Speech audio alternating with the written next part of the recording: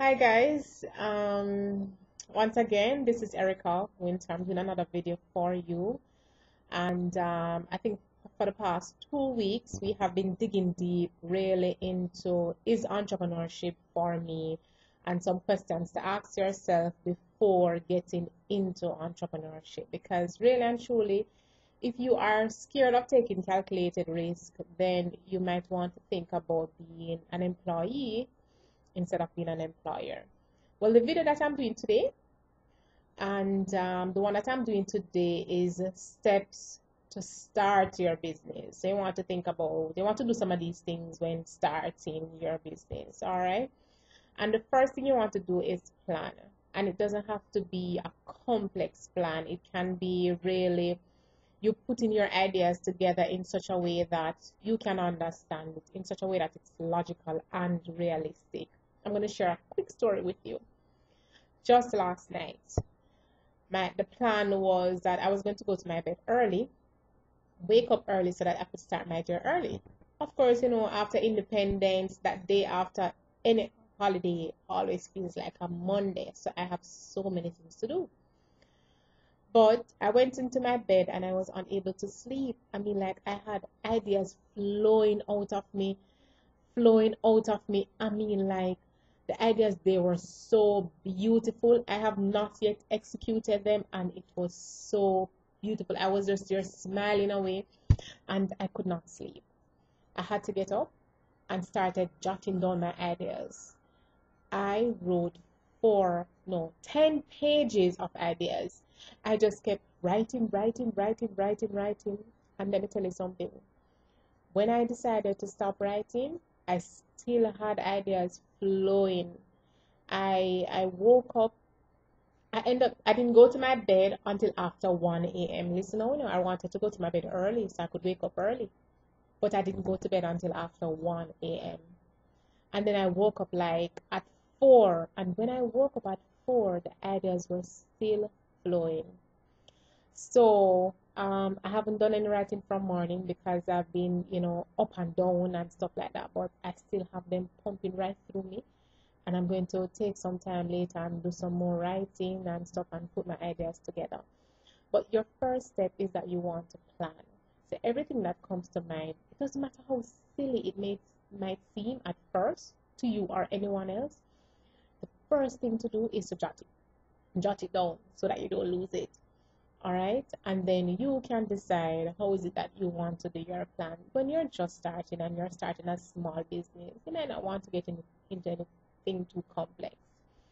As time go by, you can upgrade or update your business plan. So it can be a business plan to last for 2 years. It can be a business plan for 5 years. It can even be that you take your plans in strides. Let's say you do quarterly plans, but whatever it is, ensure that you have a plan as guideline for your business. A lot of us start and we don't start with any plan at all. We're just all over the place and running up and down like chickens without head. But we don't want to have that. We want more small businesses. We want more small business owners to be a success. And that's what I'm about. I'm about educating you so that you can become empowered to make better decisions. So number one steps to start a business is to plan. The other thing after planning is that you want to decide based on your plan, based on the products and the services that you have in your plan and the goals that you have and the strategies that you have outlined. Determine the legal structure. So that's number two. Make your decision as to whether or not a sole trader will be best for you, a partnership, a limited liability, which is also a LLC or a company, or is it a non-for-profit?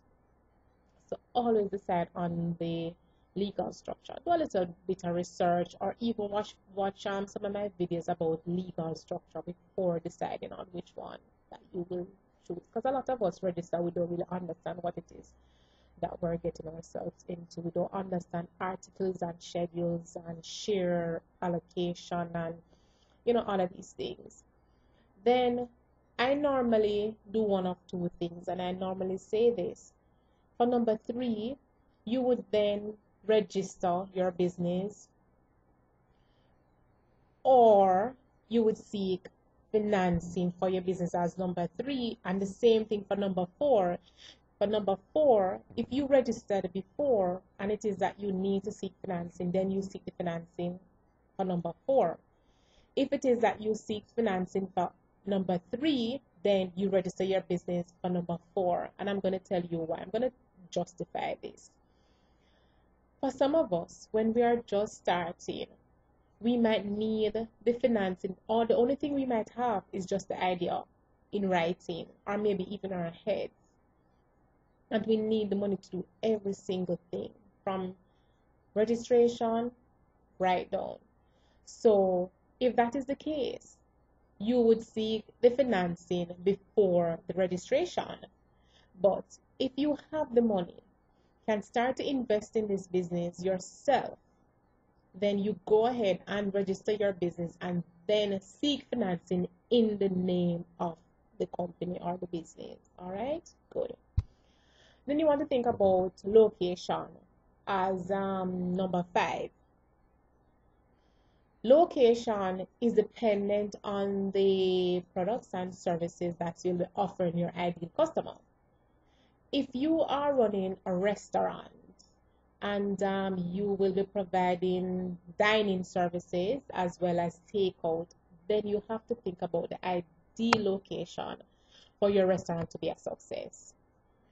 If you are, let's say you are a distributor and distributor of ink, toners, you name it, you might not necessarily need to find a central location because your customers might not necessarily need to come into you. Therefore, your office can be anywhere, can be at home, because you would be getting the orders. You probably have a sales rep on the road, or probably you would be the sales rep, because as small business owners, most times we are a head cook and bottle washer. You would be delivering to your customers. They don't need to come to you. So you don't have to think about having a prime location. If you're offering a service, let's say admin support or some sort of, I don't know, but some sort of service, virtual assistant, stuff like these that you can do over the phone, then you don't have to take on the overheads of getting office space and all of that. Don't do it. If you don't have to do it, don't do it. Because if you can do it from home, then you would eliminate operational costs when it comes down to overheads. All right. And also it puts you in a better position to offer your services at a lower rate. And trust me, every single customer of you will appreciate the fact that they'll be able to use your services. Your services are efficient, and guess what? They're saving. All right. Then you want to think about license and permit, which is number 6 and final on my list. Depending on the products and services that you'll be offering, let's say you're going to offer security services, there are some permits and license and stuff like that that you need to think about. If it's daycare, if it's a salon, you're a nail tech or a hairdresser, these are some of the things that you need.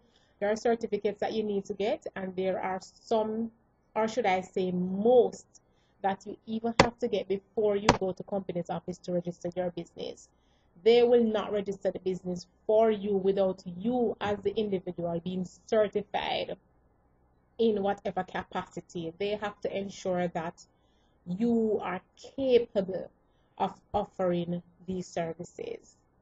Once again, my name is Erica Winter, and I am the CEO and business consultant of C&E Innovational Services Limited.